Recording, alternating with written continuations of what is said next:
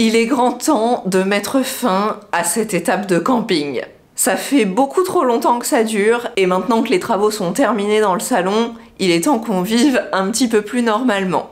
Donc il nous faut un canapé, et je crois que notre canapé idéal, on n'est pas prêt de le trouver, donc on va continuer tranquillement les recherches, et si un jour on le trouve, on l'achètera, mais pour l'instant on n'a ni un gros budget pour ça, ni le temps d'attendre 3-4 mois qu'un canapé soit livré, donc il faut qu'on fasse avec ce qui est actuellement disponible. Dans une vidéo précédente, on avait parlé de tous nos critères pour le choix d'un canapé, et on avait retenu 3 options. La première, c'était un canapé que j'avais vu en ligne qui cochait à peu près toutes les cases, si ce n'est qu'il était peut-être un petit peu grand. Et puis ça m'embêtait de l'acheter à distance et de pas pouvoir le tester. Mais bon, de toute façon, le produit n'est plus disponible. Donc comme ça, on se pose même plus la question. Et les 2 autres options qui nous restaient, c'était 2 canapés modulables de chez Ikea. Le modèle Jatebo et le modèle Söderholm. Je sais pas si je le prononce correctement, mais vous avez compris. Le souci dans les 2 cas, c'est que même avec les blocs modulables, on tombait pas forcément très bien en termes de dimension par rapport à notre espace. Et puis on n'était pas non plus super convaincus par le choix des couleurs. Sur le modèle Jatebo, il y avait que 3 couleurs et aucune des 3 m'a vraiment convaincue. Alors que pourtant, ils sont capables d'en faire des jolis parce que j'en ai vu sur des coussins qui vendaient aussi chez Ikea. Et puis le côté bloc avec les coffres intégrés, moi ça me plaisait beaucoup en termes de rangement, mais Stéphane n'aimait pas le rendu qu'il trouvait un petit peu trop massif. Donc on a mis de côté ce modèle-là et on va plutôt partir sur le modèle Söderholm. Sauf que là encore, en termes de dimension, on n'est pas tout à fait exact. Donc on va être obligé de bricoler quelque chose et de se faire un petit Ikea hack sur le canapé. Et en plus de ça, on a eu du mal à trouver une couleur qui nous convienne, puisque dans ce qu'on avait regardé, on avait un vert qui était plutôt dans le type qu'on recherchait, mais finalement qu'on trouvait trop foncé. On avait peur qu'avec le mur noir, ça assombrisse vraiment trop le salon. On avait une option qui était plus un vert clair, qui ressemblait vraiment beaucoup au coloris de notre cuisine. Moi, franchement, c'est celui que j'aurais choisi, mais Stéphane n'aimait pas trop cette couleur pour un canapé. On n'a pas non plus trop aimé le coloris gris, on trouvait qu'il manquait de relief. Par contre, ils avaient un coloris beige-brun qui faisait plutôt gris et qu'on aimait un petit peu mieux, mais honnêtement, juste le fait de penser que je vais avoir un canapé beige-brun, genre beige et marron, les couleurs que vraiment j'aime pas du tout, je crois que c'est hors de question. On a commandé des échantillons de tissus pour canapé Ikea. On a trouvé ça sur un site qui s'appelle Bems. Alors, il y a plein de sites différents qui proposent ce type d'options. Mais il se trouve que sur ce site en particulier, nous, on a trouvé des tissus avec des coloris et des matières qui étaient dans la ligne de ce qu'on cherchait. Donc on avait la possibilité de commander 5 échantillons gratuitement. Alors sur les 5, on en a un qui est pas arrivé, où on nous a dit « Ah désolé, il est en rupture de stock, donc on n'en a pas pour le moment, donc dommage, on en a reçu que 4. » Et donc sur les 4, on a pris plutôt des choses douces, du velours, et puis toujours dans les coloris un peu de ce qu'on cherche, donc des teintes sombres et plutôt du vert. Donc le premier qu'on a choisi, c'est un velours noir, très profond. En fait, j'avais vu sur internet plusieurs modèles de canapés qui me semblaient vraiment jolis avec un velours noir, et on se disait que quitte à avoir fait un mur noir, et ben on pouvait très bien aussi avoir un canapé noir en rappel. Alors la seule chose, c'est que je me dis que si on part sur un canapé plus plat, pas capitonné ou avec du détail, du relief dans les coussins, etc., ça risque de pas être très joli. Enfin, en tout cas, moi, ce que j'avais vu et que j'aimais bien, c'était vraiment des canapés un peu style art déco avec pas mal de relief à l'intérieur des coussins. Et aussi, j'ai peur que le noir, le velours noir, ça accroche pas mal les poussières et qu'en fait, on soit tout le temps en train de le nettoyer, en train de l'aspirer, tout ça. Et comme d'habitude, j'ai pas envie d'être esclave de mes matériaux, donc ça, on retient pas, je pense. Ensuite, on a commandé celui-ci, donc qui est un vert assez flashy. En fait, on n'aime pas du tout parce qu'on trouve que ça fait vraiment effet faux gazon. Donc bon, vraiment celui-là, on va pas du tout le retenir, hein. On n'a pas envie d'être assis sur un canapé en faux gazon. Hop, poubelle. Et puis après, les deux qui nous restent, c'est les deux qui nous ont le plus plu. Alors on a celui-ci qui était vraiment de base celui qu'on aimait le mieux, vraiment on a flashé dessus quand on l'a vu sur le site. Et au final, maintenant qu'on a la couleur entre les mains, alors plusieurs choses. Déjà, on trouve que la couleur, elle est pas aussi vive, pas aussi chaude, elle fait pas aussi dorée que ce qu'on avait vu sur le site, il n'y a pas autant de reflets, ou en tout cas si c'est le cas, bah ça rend pas comme ça chez nous avec la lumière qu'on a ici. Donc bon, déjà la couleur moyen, et puis le velours, en fait on le trouve vraiment très plat, vraiment... il n'y a pas beaucoup de matière en fait dessus, donc on a peur que à force de s'asseoir dessus, en fait ça devienne vite, je sais pas comment dire, que les poils en fait s'en aillent et qu'il y ait des zones où il y ait carrément que le tissu interne, mais qu'on n'ait plus le revêtement en velours dessus.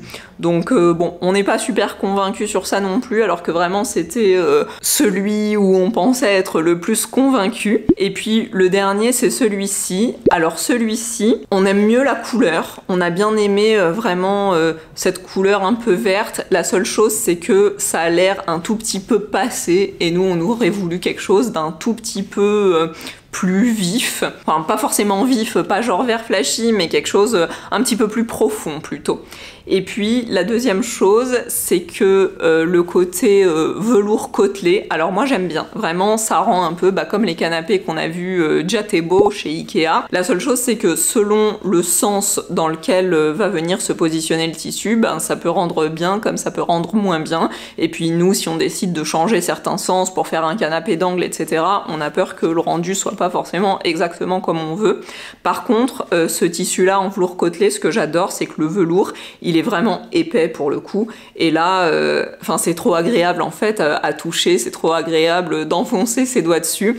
Donc moi, je suis beaucoup plus convaincue par un revêtement comme ça, avec le velours côtelé qui est plus épais et qui a l'air plus qualitatif, que les autres velours qu'on a pris qui sont des velours lisses, et où là vraiment on trouve qu'il n'y a pas beaucoup de revêtement par-dessus le tissu. Il y a un truc que je trouve un petit peu flou sur le site d'Ikea, mais je vous confirme qu'on peut tout à fait acheter la structure du canapé sans acheter la housse. Les deux sont vendus indépendamment, ce qui permet que le canapé revienne pas forcément beaucoup plus cher si on veut acheter une housse qui vient pas de chez Ikea. Et d'ailleurs, attention, si vous voulez acheter ce canapé en seconde main, c'est pareil. Il y a de fortes chances que vous soyez obligé de changer la housse parce qu'elle sera sûrement pas en très bon état. Donc regardez quand même le prix de la structure seule, parce qu'en général, c'est moins cher de l'acheter neuve plutôt que de l'acheter de seconde main. Nous, au final, on n'était toujours pas très convaincus par les couleurs et les matières de ces autres housses. Mais on peut pas non plus attendre indéfiniment avant d'avoir un canapé, donc tant pis. On va prendre la housse chez Ikea et on verra bien si on décide de la changer a posteriori.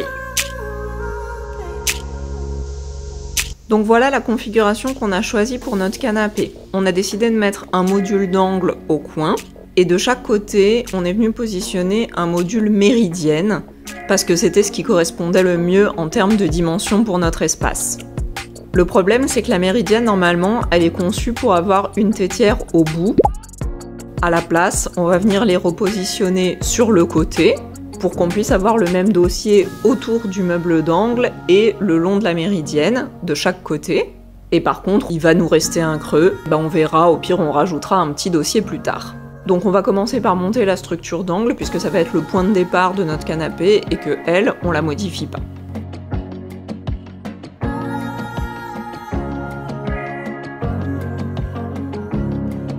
Jusque là, c'est hyper simple, il y a juste à venir mettre le petit papillon dans la barre métallique pour éviter qu'elle pivote, et ensuite, on n'a plus qu'à installer les pieds.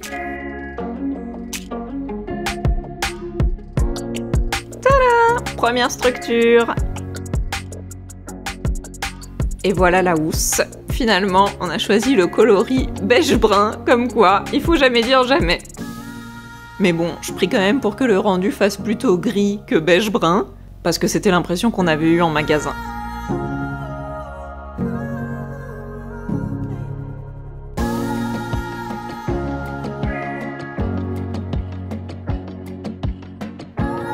Pour les tétières, ça commence à se compliquer, parce qu'on a deux types de vis, des vis plus longues et des vis plus courtes. Sur la notice, ils ont l'air de dire que ça dépend si on choisit de mettre d'abord la tétière plus longue ou la tétière plus courte, mais en vérité, ça dépend de quel côté du cadre on vient la positionner, parce qu'il y a un côté où le bois est plus épais, et donc c'est à cet endroit-là qu'on a besoin des vis plus longues.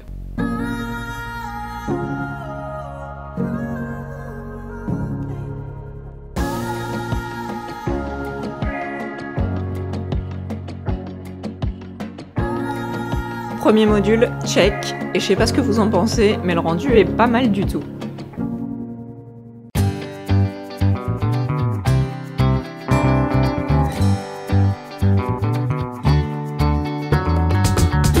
On passe aux choses sérieuses.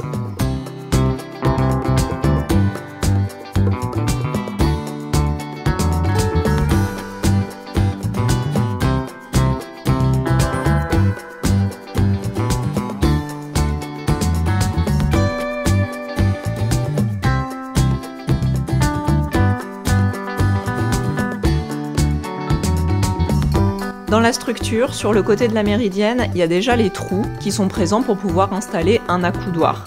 L'accoudoir, il est plus petit que la tétière, enfin plus court. Donc on va pouvoir réutiliser les premiers trous, ceux qui sont plus près du bord. Par contre, ceux du milieu, il va falloir qu'on les refasse.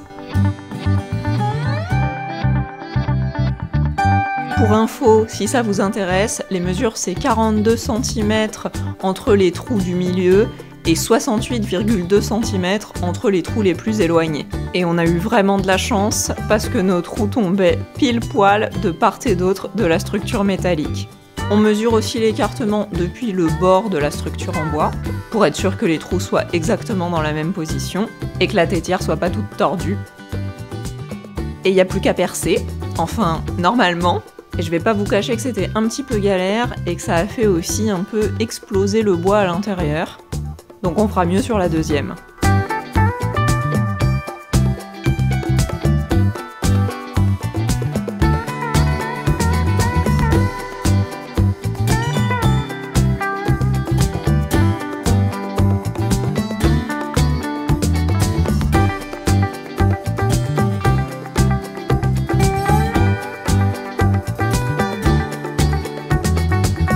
On n'a pas pu finaliser la construction de notre canapé hier soir puisque au moment où on a voulu positionner la tétière sur le côté à la place de l'accoudoir, on s'est rendu compte que entre le côté de la structure et le fond, là où est censé venir se positionner cette tétière, l'épaisseur du cadre est pas la même et donc nos vis étaient trop courtes.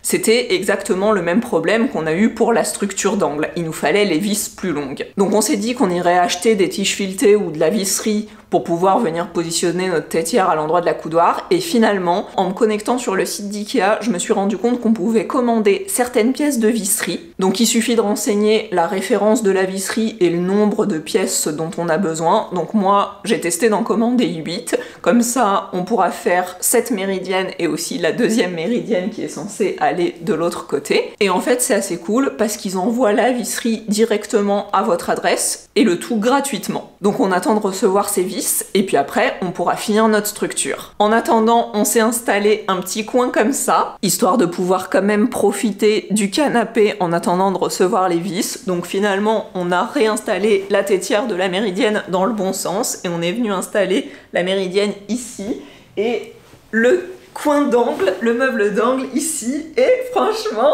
c'est trop bien. Il est vraiment hyper confortable, j'adore, et puis je suis contente de la couleur parce que j'avais un petit peu d'hésitation, mais finalement, il rend pas trop beige-brun, il rend plutôt gris, en tout cas chez nous, donc vraiment, on est assez satisfait. Et cette petite texture, c'est vraiment agréable au toucher.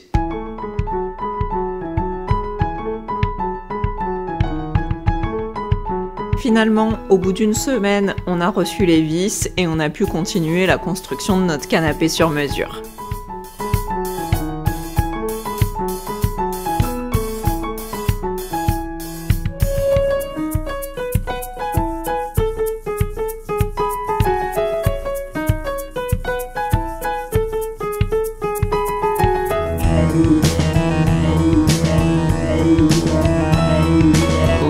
Faire un petit truc au ciseau, quoi, un petit pincement au ciseau.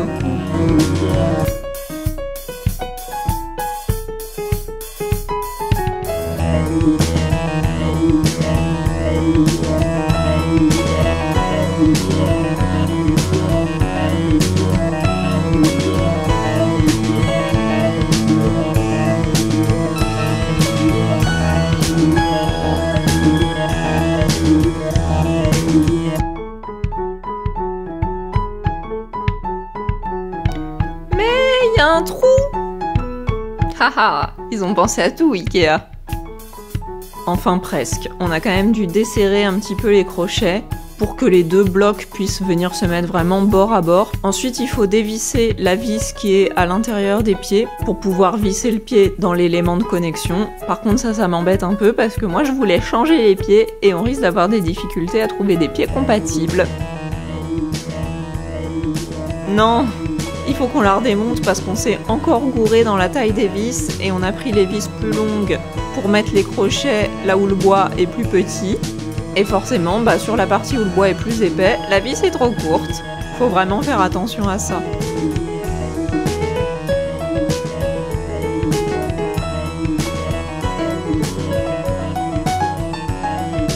Donc on n'a plus qu'à répéter les mêmes étapes pour la deuxième méridienne.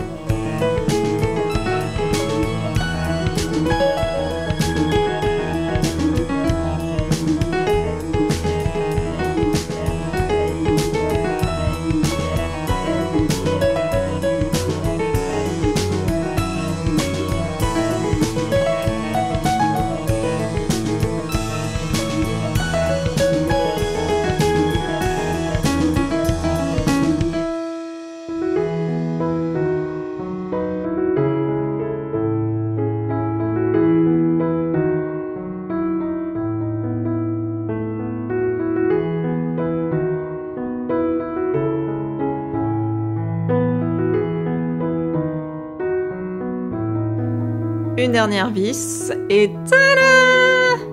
Je vous présente notre magnifique canapé d'angle sur mesure, customisé. Il est trop bien!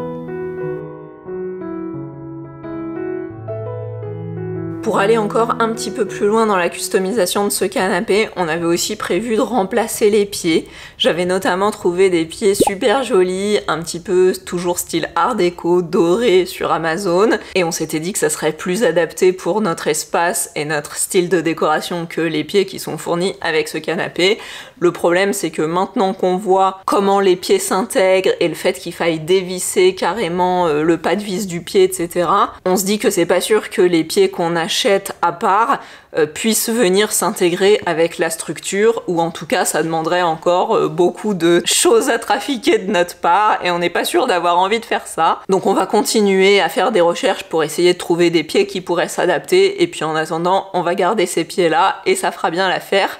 Ça nous permettra aussi de tester si on apprécie la hauteur de l'assise, parce que ce canapé là il a une assise qui est un petit peu basse par rapport à un canapé traditionnel, et donc comme ça ça nous permet aussi d'essayer si cette hauteur nous convient ou si on préférerait le rehausser un petit peu, auquel cas on pourra aussi prendre des pieds qui seront un petit peu plus hauts que les 15 cm des pieds d'origine. Finalement, avec un petit peu de recherche, j'ai réussi à trouver des pieds qui, je pense, vont être vraiment pas mal pour notre petit canapé Ikea, histoire de le customiser un petit peu plus. Donc j'ai commandé des pieds qui sont moitié dorés, moitié acrylique, et qui font 15 cm, puisque normalement, a priori, c'est la taille des pieds existants qui sont fournis avec le canapé Ikea. Et donc, comme on aimait bien la hauteur de ce canapé, on a décidé de garder des pieds qui vont faire exactement la même taille. Franchement, ils sont assez jolis, je suis vraiment contente. Donc on a toute cette partie qui est en acrylique transparent. On a normalement le même pas de vis que les pieds existants, et puis ce petit bout qui est en laiton doré, donc qui rappelle un petit peu tous les éléments décoratifs qu'on a déjà dans l'appartement, nos interrupteurs en laiton, nos poignées de meubles de cuisine, notre mitigeur de cuisine, et puis sûrement d'autres trucs, mais je me souviens plus exactement. Donc j'ai bien envie de tester ça, on va voir si on arrive à les positionner sans avoir à devoir retourner intégralement le canapé. Ça serait bien, hein, si j'arrivais à le dévisser comme ça. Yes! Yes! Alors, Déjà, ça n'a pas l'air d'être la même taille. Celui-là, il est un petit peu plus grand que le pied tout seul et un petit peu plus petit que le pied avec le cache gris. Mais je pense que je vais quand même le garder. À mon avis, ça solidifie, enfin ça amortit un petit peu. Donc bah tant pis, ça va être un tout petit peu plus haut. Mais je pense que ce sera mieux. Et puis on va voir si ça modifie beaucoup parce que normalement j'ai acheté suffisamment de pieds pour pouvoir remplacer l'intégralité des pieds du canapé, mais le problème c'est que ça, comme ça se dévisse pas alors que ça peut se dévisser sur ces pieds là, et ben je pense que je vais pas pouvoir changer le pied du milieu, en fait le pied de l'angle. Je vais déjà changer tous les contours, on va voir si ça me plaît et puis après on verra comment on s'y prend pour la suite.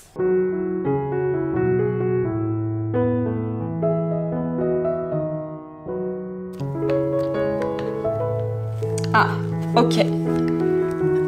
Ok, c'est bon. Alors, qu'est-ce qu'on en pense? C'est pas mal, non? C'est quand même un peu plus joli que celui-là.